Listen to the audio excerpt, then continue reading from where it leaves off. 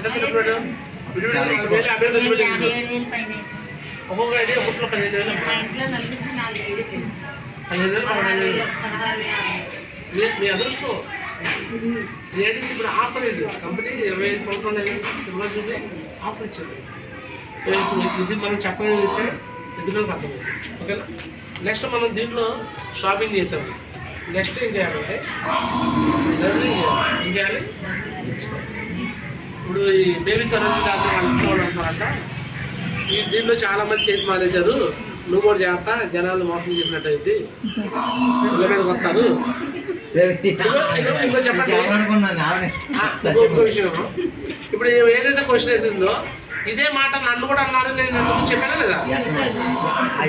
నన్ను మాట నేను ఈరోజు కాదు, ఎన్నేళ్ళ క్రితం 6 ఏళ్ళ కదా నన్ను అన్నారు. అంతేవరో కాదు, మా ఇంట్లో మా ఆవిడ ఉంది, మా బ్రదర్స్ అన్నారు. ఎందుకన్నారు అన్నమాట? వాళ్ళ అనుభవాలు బయట ఇలాంటివి ఎన్నో చేసి మానేసిన వాళ్ళు ఉంటారు. వాళ్ళ అనుభవాలు చూసి మనం కూడా అలానే అయిపోతాం భయం. నేను అంటాను, ఇప్పుడు రోడ్డు మీద మనం వెళ్తున్నాం, హైవే మీద పేపర్లో టీవీలో మనం ఎన్నో చెప్తాం, రోడ్డు మీద బైక్ యాక్సిడెంట్, రోడ్డు మీద ఆటో యాక్సిడెంట్, రోడ్డు మీద కార్ యాక్సిడెంట్, మొన్న బైక్ కూడా యాక్సిడెంట్ ఎన్నో జరుగుతుంది. అట్లా చెప్పి రోడ్ల మీద బైక్ తిరగట్లేదా? రోడ్డు మీద బైక్ వెళ్తలేదా? ఆటోలు వెళ్తలేదా? మొన్న విమానం యాక్సిడెంట్ అయ్యి ఎంతమంది చచ్చిపోయారు? 240 మందిలో ఒకటి బతికాడు.